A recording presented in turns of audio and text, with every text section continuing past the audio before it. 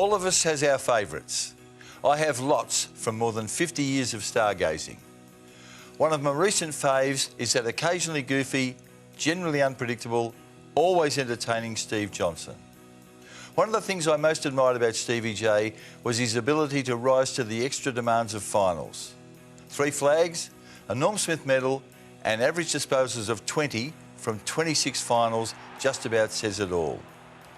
You loved the big stage, Stevie, didn't you? Did you ever get nervous? Thanks for the introduction, Mike. I did love the finals. I was very fortunate that I played at a club that got the opportunity to play in lots of big games, and I think the more finals I played in, the more confident I become. But you seemed to be born for September, and there was no hint that you just didn't believe that, you know, that was your platform. Oh, I used to wind myself up for the big games, no doubt about that. But yeah, as I said, I used to go in with some basic principles that would allow me to play well for any game of footy. And usually, if I ticked those things off, I'd be confident that I'd come out and I'd play a good game. Any nerves in the rooms beforehand?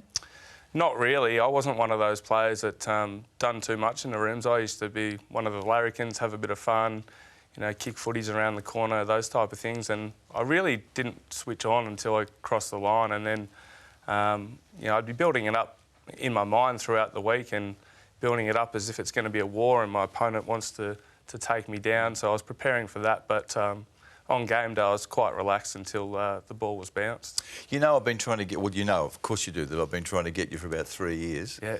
I was surprised at your reluctance. You, as I said to you in my most recent text, if you had been a girl, I would have dropped off you by now. Yeah, you were pretty persistent. I think the thing that played in your favour was you always looked after me as a journalist when I was playing. And I probably didn't want to come on when you first asked me. I don't like talking about my career on a serious note too often, but I've got to hand it to you. You are very persistent. I think the Geelong boys think you're happy to talk about your career. Yeah, over a couple of years, I probably can embellish a few of my games, but it's all a bit of fun. 2007, the flag against Port Adelaide. 2009, unusually quiet for you in the grand final. Yep. 2011, another good one. What happened in 2009? In 2009, I had a really good season, but in the lead up to the finals, I hurt my hip. So the last 6 games of that season, I was really battling, and I decided to go and see a hip surgeon in Tasmania, who ended up performing an arthroscope on my hip only a couple of weeks before the prelim final. I got back for the prelim final and played okay. Yep. I played okay against Collingwood, and then, yeah, leading into the grand final, I was quite sore. Along with that, I got the matchup of Stephen Baker, who you know, was one of my toughest opponents over my career, who was, you know, just got the better of me that day. He tried every type of tactic to put me off my game, and it worked. And yeah, it was a quiet day. Some within the law, some outside the law. Yeah, I think he's been on record as saying the night before the game he sharpened his stops up, which I felt the brunt of. He shredded the back of my calves by just grinding his stops down the back of me. And the one thing during that game is I couldn't get a touch. You know, I was getting to the right positions at times, but because he'd been belting the back of my elbows, I had no feeling in my hand. So on a few occasions, I got there to receive a handball or a kick, and the ball just slipped straight through my hands because I had no feeling. Wow. No possessions to half-time. Yeah, that's right. How'd you feel about that, going in, off the ground, into the rooms at half-time, not having touched the footy? Yeah, not great. Clearly you set yourself to play well in the big games, and yeah, it's a pretty lonely feeling out on the MCG when you're not touching the ball and you're supposed to be one of the real playmakers of your team. But one bit of advice I got off Brendan McCartney as a young player at Geelong was if you're not having a good day, don't have a shit day. So I knew that I could turn it around. I knew I could have some sort of impact in the second half, but it certainly wasn't one of my better days, and credit has to go to my opponent. You were involved in a pretty important passage late in the game that day, weren't you? Yeah, one of the few passages of play I was involved in was the the kick inside to Gary Ablett Jr. late in that game, where Zach Dawson was coming from 20, 30 metres away. I squared the ball up, and the ball seemed to sit in the air for an eternity. But yeah, he just got there to spoil, and then it hit the deck, and that's when Scarlett come through with the famous toe poke. That wasn't the last encounter you had with Stephen Baker, was it? No, it wasn't. The first game of the next season, he come straight to me again. It was a replay of the grand final against St Kilda at the MCG, and he's continued on with the same tactics. Did you have a broken hand that day? I broke my hand early in a contest, and I was rubbing my hand, and he seen that, a sign of weakness, and he started punching it. And let's have a look just before you go on. Let's have a look at how things transpired that day. So there's you and Stevie Baker. Yep. It's pretty aggressive, isn't it? Yeah, there was a couple of punches, but it was a Friday night game, so I knew the cameras were going to be on. And look at that. And they were going to be on us too, particularly given our history. So I'd broken the bone in my hand, and he seen that and started whacking it. So after that, it was in quite a bit of pain. I went off and seen the doctor, who took me down into the rooms and told me that I'd broken my hand. And I said, well, how long am I going to miss with this? And he said, probably 2 or 3 weeks. You'll need to have a plate inserted. I said, OK, can you get me back out there? And he said, yeah, I can put a blocker in there and you'll be able to go back out. You won't have any feeling in your hand. I thought, OK, this is the opportunity, the best opportunity I'll ever get to hit him back with not a lot of consequences. So the ball went over our heads late in that game, and he went to block my run again, and I just thought this is a chance, and threw my elbow back and flushed him in the eye. You did, yeah. Yes. That was good contact. Yeah, it wasn't the best sound, but I definitely got one back on. So in that context, when someone's hounding you like that, do you think that's fair play? Look, it is what it is. I think, with players like that, if they were playing in my team and doing a role for my team to help us win, I would love to have them on my team. And I don't necessarily dislike Stephen Baker for the way he went about it. I don't respect what he'd do on occasions, but that's what he had to do to get the best out of himself, to play his role for his team, and I respect that. So would you be happy to have a conversation with him if you met in the street? Yeah, I have. I've caught up with him since. He's a mate of Lenny Hayes's, and Lenny Hayes was an assistant coach at the Giants while I was there, and he texted me one day and said, Stevie Baker's catching up with me at a pub in Hunters Hill. Why don't you come along? And I did, and we had a good laugh about it, and I think that's one of the great things about footy. Let's go back to the summer of 2006 and 7. Right? You've gone home to Wangaratta, and things went off the rails a bit, didn't they? You got in trouble with the constabulary? Yeah, I did. I went back for Christmas. I'd had a pretty lean end of the season. I had some surgery. I was an inconsistent player up until that point, and I went home, and that was my opportunity to catch up with some mates and have a few drinks. And there was one night back home there where I had a few too many, and I ended up leaving the local pub and going home. And I said to one of my mates, I'm going home. He said, why don't you come back to our house and we'll play some cards or something when we get back. And I went back to his house. I knew exactly the address, and I ended up falling asleep on the outdoor setting out the back. And it wasn't until 1, 2 o'clock in the morning that I was woken up by the police asking me what I was doing there. He'd moved, hadn't he? I didn't know at the time, but I hadn't been home for 6 months. And I'd gone to where he used to live, but he'd moved out. So it was unfortunate that I was then found myself on the wrong side of the law. So what happened then? Were you arrested, or were you just taken down to the... I was taken down to the local cop shop and given a spell for 3 or 4 hours and then let go. No charges or anything like that. But after that, I thought, well, if the club finds out about this, I'll be in deep trouble. So I didn't tell anyone about it. And then it was about a week or two later that a Channel 7 reporter called Neil Baum, the footy manager, and said, we'd heard that Steve Johnson's been locked up in Wangaratta. Is it true? And I hadn't told him. So with that, I was brought in front of the powers that be and also the leadership group at Geelong and given a pretty heavy punishment. That was, I think their patience had run out then, hadn't it? I mean, they knew how good you were, but they were worried about these sort of lapses in behaviour.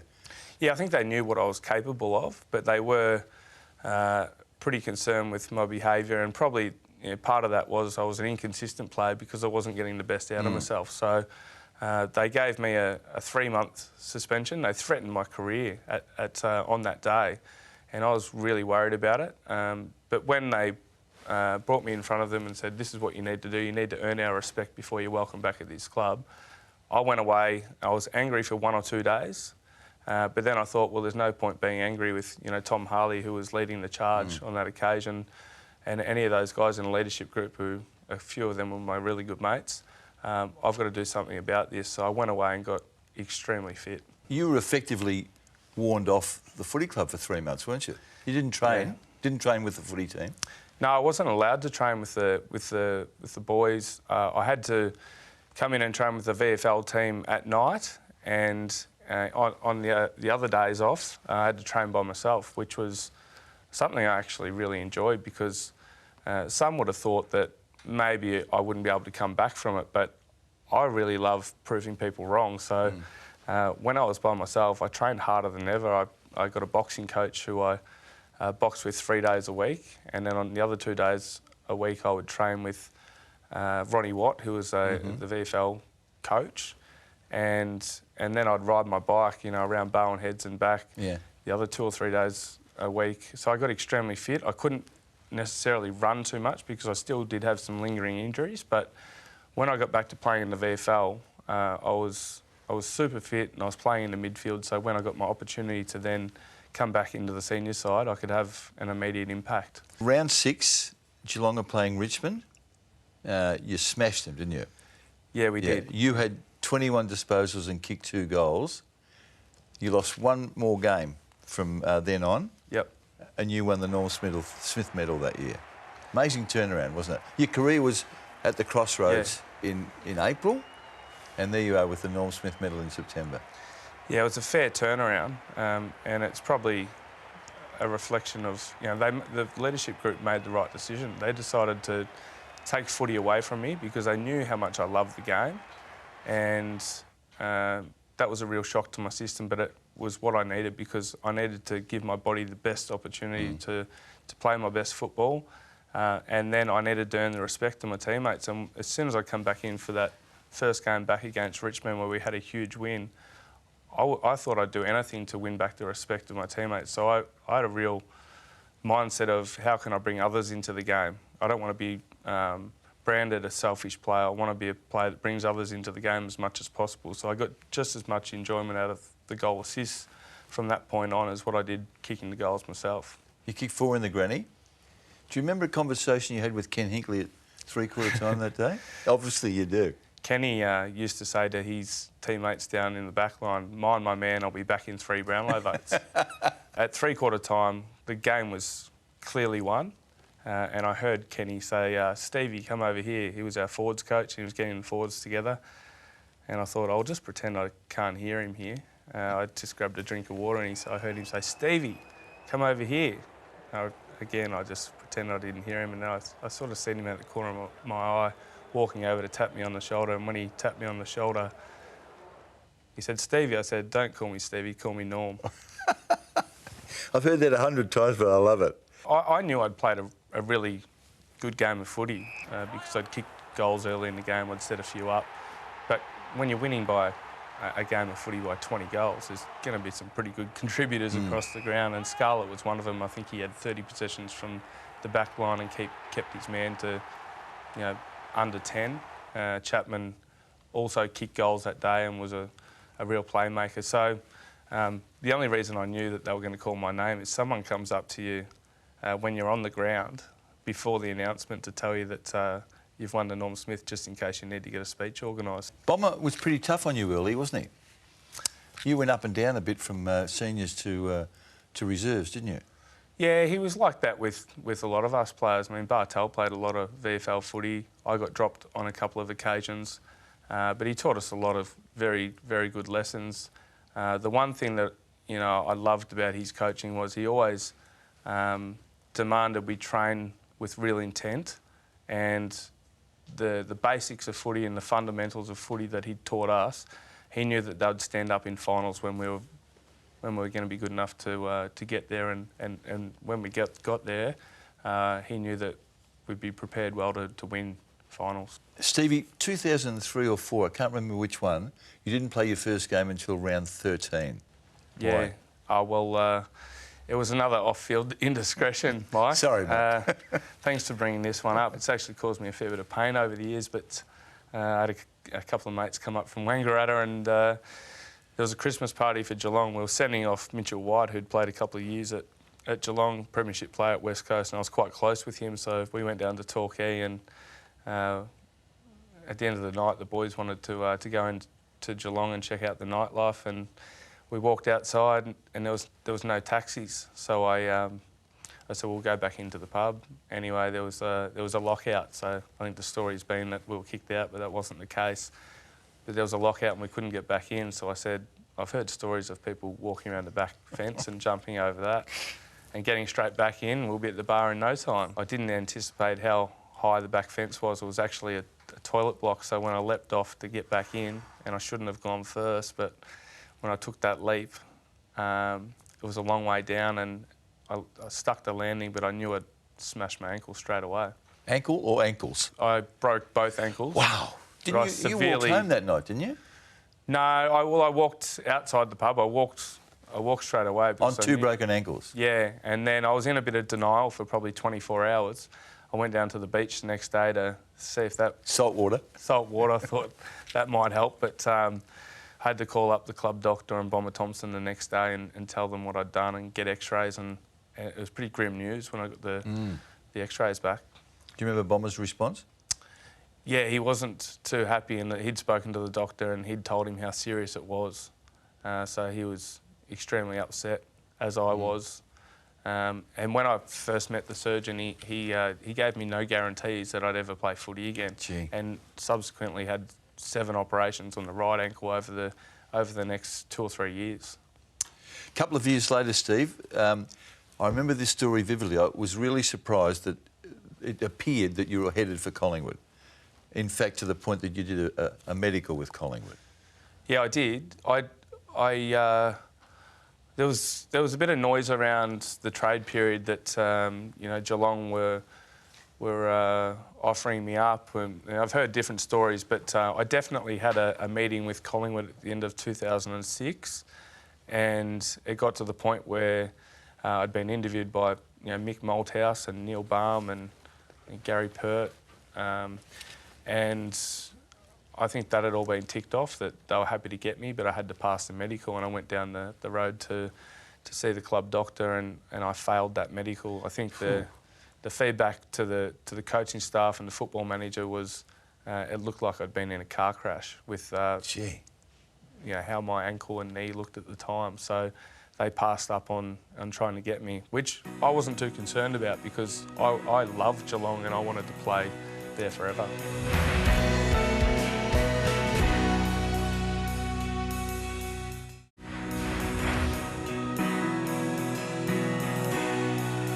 Let's fast forward to 2015.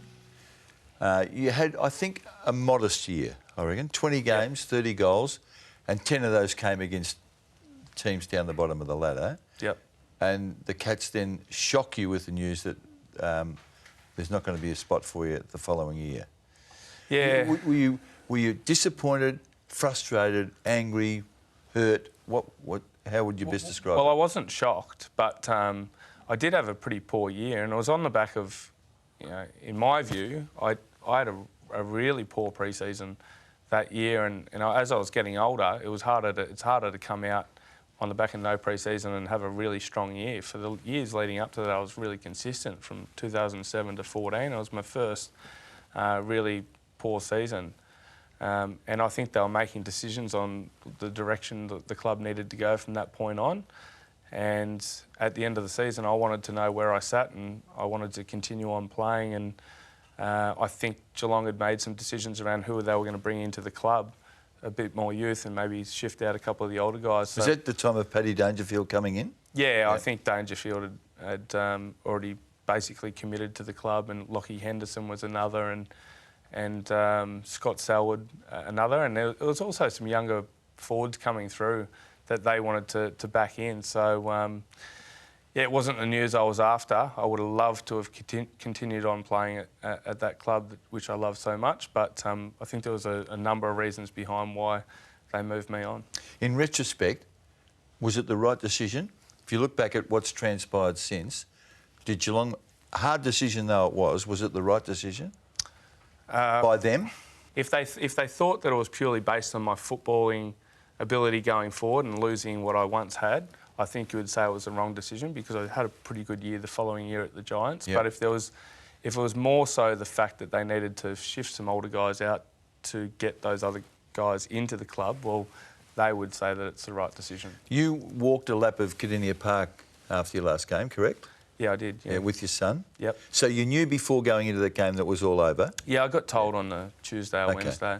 Okay. Was that seemed to be a really meaningful moment for you? Yeah, it was probably my best memory in footy, apart from the premierships. Really? Yeah, because I was a little bit upset and emotional earlier on in the week. I could fully understand the decision, but early in the week I was emotional, and then I thought, well, let's make it a celebration. Stokesy and James Kelly were playing their last game, and I thought, well, this is an opportunity to say thank you to the Geelong supporters, and we had a really good win that day. And then it was a packed house, and you could just see that no one had gone home after the game. They were still just hyped up, and I got to walk a lap with my son Archie, and there was a standing ovation for the three of us, and it just meant so much to me. Did you fall out with Chris Scott over that decision? Not really. I didn't. I used to speak to Chris. I had a really good relationship with Scotty as a player, probably one of the closest relationships. We used to play a lot of golf together, and I understand those decisions need to be made. And because you're a coach now. Yeah, but I knew at the time. I've had a fairly good understanding of how football clubs work. I'd been involved for 14 years to that point, so I don't hold any anger towards anyone. Did you at the time? Not really. No? He did pop around to my house after I'd been told by Steve Hocking to have a beer with me, and it was probably a little bit awkward, but no, those decisions. So you had the beer? Yeah, we had a few beers together. But it was tense. A little bit tense, but no, there wasn't too much in it.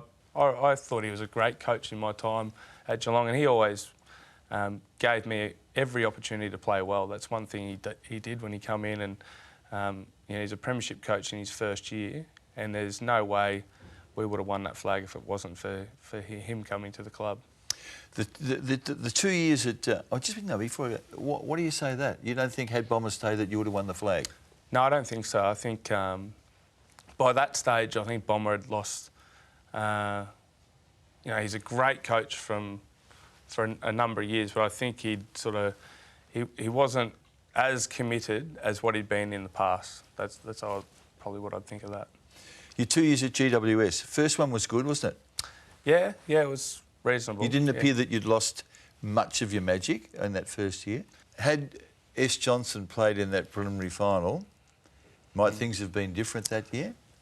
Yeah, potentially. It was only a goal in the game, so you'd like to think that you would have been able to make the difference. Why don't you pretend you're with your Geelong mates and say, of course? Yeah, of course. Well, Callum Ward actually went down pretty early in that game. He got knocked out, so there's a few reasons why we weren't able to get over the line, but that's footy. You didn't appeal the decision that year.